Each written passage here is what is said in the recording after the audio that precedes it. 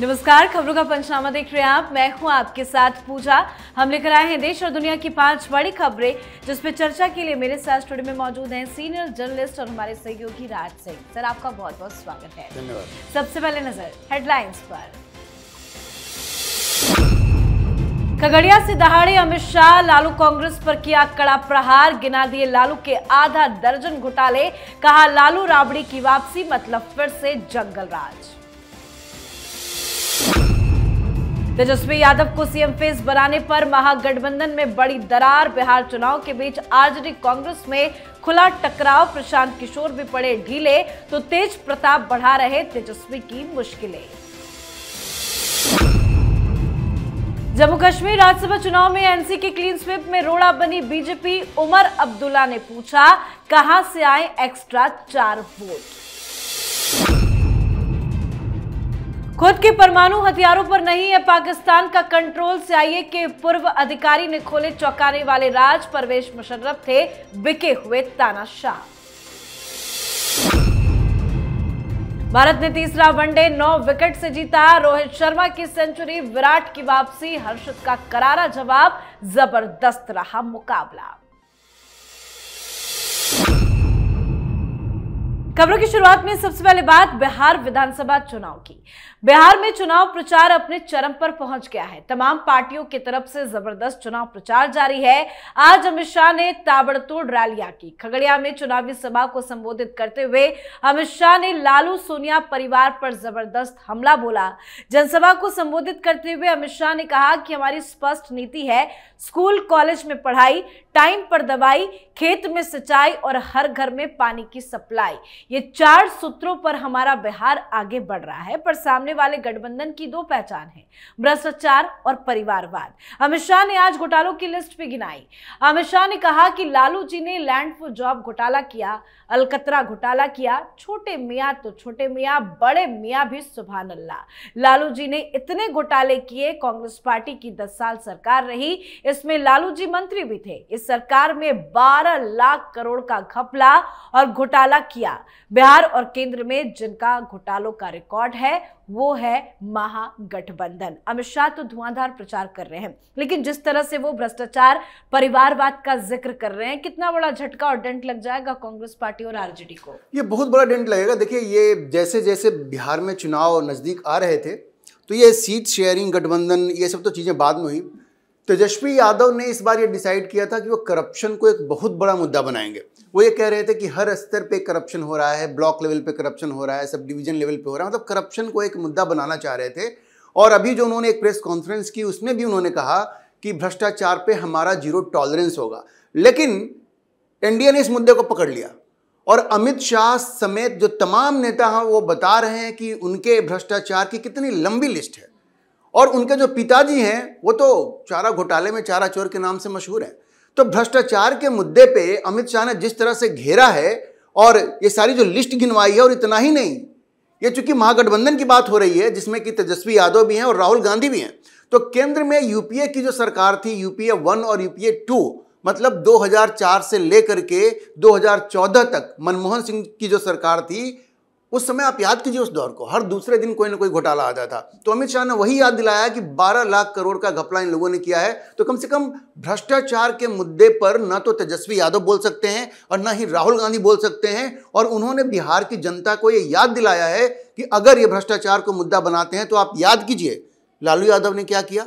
तमाम तरह के घोटाले किए उन्होंने, नौकरी के नाम पे जमीन ली उन्होंने। और ये जो राहुल गांधी हैं, इनके प्रधानमंत्री मनमोहन सिंह, उनके दौर में 12 लाख करोड़ के घोटाले हुए। तो आप मान के चलिए कि जो भ्रष्टाचार का मुद्दा है वो इस बार इसको महागठबंधन बिहार में तो नहीं भुना पाएगा। जी, तो आज अमित शाह ने करारा प्रहार लालू परिवार और गांधी परिवार पर किया, तो वहीं महागठबंधन की तरफ से तेजस्वी यादव को भले ही सीएम कैंडिडेट बता दिया गया, लेकिन महागठबंधन के घटक दल में दरार अभी भी दिख रही है। कोई भी तेजस्वी को नेता मानने के लिए तैयार नहीं है। आरजेडी कांग्रेस वीआईपी में इस्तीफों की झड़ी लग गई है। कांग्रेस में तो भयंकर विस्फोट है। बिहार कांग्रेस के प्रभारी कृष्णा अलवरू की जमकर आलोचना हो रही है। इस पूरे घटनाक्रम के बीच में कांग्रेस के शीर्ष नेतृत्व ने कृष्णा अलवरू को यूथ कांग्रेस के प्रभारी पद से हटा दिया। साथ ही प्रशांत किशोर अब तो पूरी तरह से साइलेंट हो गए हैं और तेज प्रताप तेजस्वी पर जमकर गरज रहे हैं। चुनाव तो बिल्कुल नजदीक आ चुका है। क्या चल रहा है महागठबंधन में? देखिए, महागठबंधन में कुछ भी ठीक नहीं चल रहा है। आज जो ये खबर आई है कृष्णा अल्लावरू को इंडियन यूथ कांग्रेस के प्रभारी पद से हटा दिया गया है, इसका मतलब यह है कि उनके ऊपर जो भ्रष्टाचार के आरोप लग रहे हैं उनमें कहीं ना कोई सच्चाई है और राहुल गांधी को ऐसा लगा कि कोई एक्शन लेना जरूरी है। लेकिन ये एक्शन लेने से बिहार के चुनाव पे प्रभाव पड़ने जा रहा है, क्योंकि कहीं ना कहीं उनके ऊपर जो आरोप लग रहे हैं उनको ये बल मिल रहा है कि उन्होंने टिकट का वितरण पैसे लेकर के किया, टिकट के वितरण में भ्रष्टाचार था। ये बड़ा ही स्पष्ट हो गया। और जहां तक महागठबंधन के आपने कहा, जनसुराज की आपने बात की, प्रशांत किशोर तो हार मान चुके हैं, वो तो रेस से बाहर हो गए हैं। उनका बॉडी लैंग्वेज बता रहा है, बिल्कुल रेस से बाहर है। और तेज प्रताप की जहां तक बात है, देखिए तेज प्रताप के खिलाफ राजद ने अपना कैंडिडेट दिया है और तेज प्रताप ने अब जाकर के राघोपुर में तेजस्वी के खिलाफ कैंडिडेट दिया है। तो बिल्कुल आर पार की लड़ाई हो रही है। तेज प्रताप आजकल अपनी दादी की बात करते हैं, जब नॉमिनेशन करने गए तो अपनी दादी की फोटो लेकर के गए। इस बारे में मीसा भारती से भी सवाल पूछा गया, तो मीसा भारती की स्थिति भी बड़ी असमंजस वाली है, क्योंकि खुश तो वो भी नहीं है तेजस्वी से, रोहिणी भी खुश नहीं है।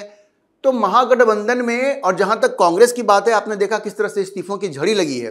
वो इसलिए कि लोग ये पूछ रहे हैं कि भाई तेजस्वी को सीएम कैंडिडेट डिक्लेयर करने में इतनी देर क्यों की है, हमारी फजीहत क्यों करवाई और पैसा लेकर टिकट क्यों बांटा। तो महागठबंधन में बिल्कुल अफरा तफरी है और जनता में ये मैसेज सही नहीं जा रहा। बिहार से जो खबरें आ रही हैं कि लोगों का विश्वास इस महागठबंधन से पूरी तरह उठता जा रहा है, और जब चुनाव परिणाम आएंगे तो आप देखेंगी, रिफ्लेक्शन उसमें देखेंगे आप। जी चलिए बढ़ते हैं आगे। केंद्र शासित प्रदेश जम्मू कश्मीर की 4 राज्यसभा सीटों के लिए हुए चुनाव के नतीजे आ चुके हैं। 3 सीटों पर नेशनल कॉन्फ्रेंस के उम्मीदवारों को जीत मिली है, जबकि 1 सीट भारतीय जनता पार्टी के खाते में गई है। बीजेपी की 1 सीट पर जीत के बाद मुख्यमंत्री उमर अब्दुल्ला ने सोशल मीडिया प्लेटफॉर्म एक्स पर पोस्ट कर उसके उम्मीदवार को मिले 4 अतिरिक्त वोट पर हैरानी जताई और कहा कि हमारे किसी विधायक ने क्रॉस वोटिंग नहीं की। इसलिए सवाल उठता है कि बीजेपी के 4 अतिरिक्त वोट कहां से आए। मीडिया से आज बात करते हुए उमर अब्दुल्ला ने कहा कि 3-1 के नतीजे पर कोई शक नहीं होना चाहिए, क्योंकि हमने 4-0 से जीत के लिए हर मुमकिन कोशिश की थी, लेकिन बदकिस्मती से वोटिंग के आखिरी स्टेज में कुछ लोगों ने हमें धोखा दे दिया। पहले तो कह रहे हैं कि गड़बड़ है, साजिश है, उसके बाद कह रहे हैं कि लोगों ने हमें धोखा दिया। ये क्या फ्रस्ट्रेशन है उमर अब्दुल्ला का? फ्रस्ट्रेशन है, बिल्कुल फ्रस्ट्रेशन है। ये तो बहुत बड़ी हार है। देखिए, हार इस सेंस में भी है कि तमाम जितनी पार्टियां थी, चाहे वो पीडीपी हो चाहे वो कांग्रेस हो, ऑफिशियली तो उन्होंने कहा कि हम आपको सपोर्ट कर रहे हैं, लेकिन जैसा उमर अब्दुल्ला कह रहे हैं उनके साथ विश्वासघात हुआ है। विश्वासघात होने का मतलब क्या है कि इन लोगों ने प्रॉमिस तो किया कि हम आपको सपोर्ट करेंगे, लेकिन शायद अपने विधायकों को ये कह दिया कि भाई सपोर्ट नहीं करना है। अब देखिए, 3 विधायक हैं पीडीपी के, वो तो कह रहे हैं, वहीद पारा भी हैं उसमें, वो कह रहे हैं कि भाई हमने तो सबने मिलकर के वोट दिया, 3 उन्होंने वोट दे दिया। कांग्रेस के 6 विधायक हैं, लेकिन कहीं ना कहीं गड़बड़ तो यहीं पे है ना। सज्जाद लोन जो इंडिपेंडेंट है वो तो एब्सटेन हुए, उन्होंने वोट ही नहीं डाला। लेकिन सज्जाद लोन का ये आरोप है कि ये जो उमर अब्दुल्ला हैं, जो दूसरों पे आरोप लगा रहे हैं कि उनकी तरफ से क्रॉस वोटिंग हुई है, उनका कहना है कि नहीं, ये फिक्स्ड मैच है नेशनल कॉन्फ्रेंस का और बीजेपी का। तो वहां पे हर कोई एक दूसरे को गालियां दे रहा है, किसी को पता नहीं है कि आखिर क्रॉस वोटिंग किसने किया। और आप ये समझिए कि उमर अब्दुल्ला के लिए तो बहुत बड़ा शॉक है। वो तो विजय की तैयारी कर रहे थे कि 4 सीट वो जीतेंगे, वो बड़े कॉन्फिडेंट थे कि महबूबा मुफ्ती का सपोर्ट मिल गया, कांग्रेस का सपोर्ट मिल गया, लेकिन ये 4 लोगों ने जो क्रॉस वोटिंग की है, इनको अब पता लगाना उनके लिए बहुत मुश्किल हो रहा है। और अब वो रोना रो रहे हैं कि विश्वासघात हो गया। बात यह है कि अगर आप अपने राज्य के लोगों के साथ विश्वासघात करेंगे तो इस तरह से जो लेजिस्लेटर्स हैं ना, वो भी सब कुछ देख रहे हैं, वो भी आपको छोड़ेंगे नहीं। तो ऐसी परिस्थितियों के लिए उमर अब्दुल्ला को आगे भी तैयार रहना पड़ेगा। जी, बात अब अगली खबर की। पाकिस्तान की सत्ता पर काबिज नेताओं पर भ्रष्टाचार के आरोप लगते रहे हैं, इसलिए वो वहां कई बार तख्तापलट भी हो चुका है। पूर्व राष्ट्रपति परवेज मुशर्रफ पर भी भ्रष्टाचार का आरोप लगा है और अब एक नया खुलासा हुआ है। पूर्व CIA अधिकारी जॉन करियाको ने कहा है कि अमेरिका ने पाकिस्तान के पूर्व राष्ट्रपति परवेज मुशर्रफ के नेतृत्व में पाकिस्तान को लाखों डॉलर दिए। एक एक तरह से उन्हें खरीद लिया। एक इंटरव्यू में करियाको ने कहा कि पाकिस्तान भ्रष्टाचार में इतना डूबा हुआ था कि पूर्व प्रधानमंत्री बेनजीर भुट्टो खाड़ी देशों में एक शानदार जीवन जी रही थी, जबकि आम लोग भूख से मर रहे हैं। ये तो पाकिस्तान के लिए नई बात नहीं है, लेकिन ये क्या डील हुई थी, क्या बड़े बड़े खुलासे जो वाकई में चौंकाने वाला है। ये बहुत बड़ा खुलासा है। अब वैसे खुलासा तो नहीं कहेंगे क्योंकि ये सारी बातें कमोबेश हर किसी को मालूम है, लेकिन जिस जॉन किरियाको की बात हो रही है 15 साल CIA में रहे हैं और इम्पॉर्टेंट ये कि पाकिस्तान में काउंटर टेररिज्म ऑपरेशंस को भी ये देखा करते थे। तो मतलब बहुत क्लोजली इन्होंने डील किया है बेनजीर भुट्टो के साथ भी और परवेज मुशर्रफ के साथ भी।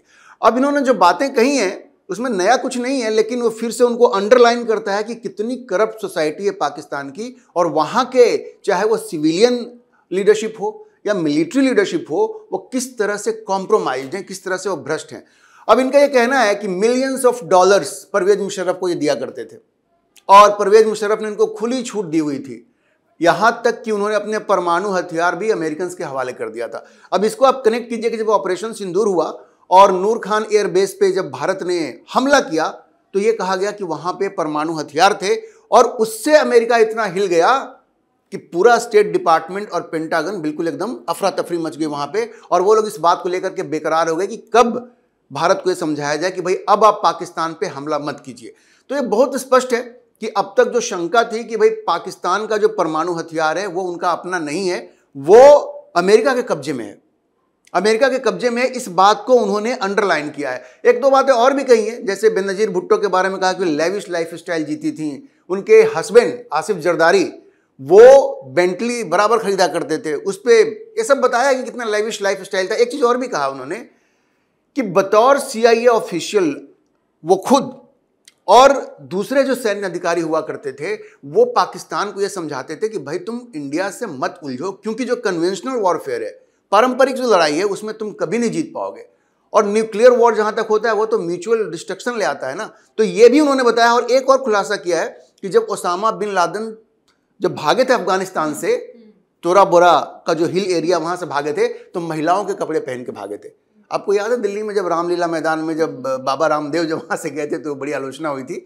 तो ऐसा ही जब अमेरिका टारगेट कर रहा था तो ओसामा बिन लादेन ने वक्त मांगा था कि भाई हमें हमारी महिलाओं को आप जाने दीजिए, हम सरेंडर कर देंगे, लेकिन उन्होंने सरेंडर नहीं किया था, महिलाओं के कपड़े पहन के खुद वो भाग गए। ये भी बड़ी इंटरेस्टिंग जानकारी है। तो ये जो किरियाको साहब उन्होंने कई बातों का ऐसे खुलासा किया है। सबसे बड़ी बात तो यही है कि इस बात को बल मिला है, बहुत स्पष्ट हो गया है कि पाकिस्तान के परमाणु हथियारों पर पूरी तरह से अमेरिका का कब्जा है, आज की तारीख में डोनाल्ड ट्रंप का कब्जा है। जी, अब बात आज की आखिरी खबर की। भारतीय टीम ने ऑस्ट्रेलिया को तीसरे वनडे में 9 विकेट से करारी शिकस्त दी। शुरुआती 2 मैचों में हार का सामना करने वाली भारतीय टीम ने सिडनी में खेले गए मुकाबले में दमदार प्रदर्शन किया। रोहित शर्मा ने 121 और विराट कोहली ने 74 रन बनाए। ये रोहित की वनडे करियर की 33वीं सेंचुरी है। वहीं विराट अब कुमार संगाकारा को पीछे छोड़कर वनडे इतिहास के दूसरे सबसे कामयाब बल्लेबाज बन गए हैं। उनसे आगे सिर्फ सचिन तेंदुलकर है। टीम इंडिया 9 विकेट से आज जीत गई है। कितनी बड़ी जीत ये मानी जाए, क्योंकि बड़ा इंटरेस्टिंग मुकाबला था। पहले तो हारे, आज जीत दर्ज कर ली। रोहित शर्मा और विराट कोहली की कितनी दमदार वापसी। इंटरेस्टिंग जीत है ये तो मैं नहीं कहूंगा, क्योंकि वो 3 मैचों की सीरीज थी। भारत वो सीरीज हार गया है 2-1 से। पहले 2 मैच चूंकि भारत हार चुका था, लेकिन लोग मायूस हो गए थे कि भाई ये तो फूके हुए कारतूस हो गए हैं।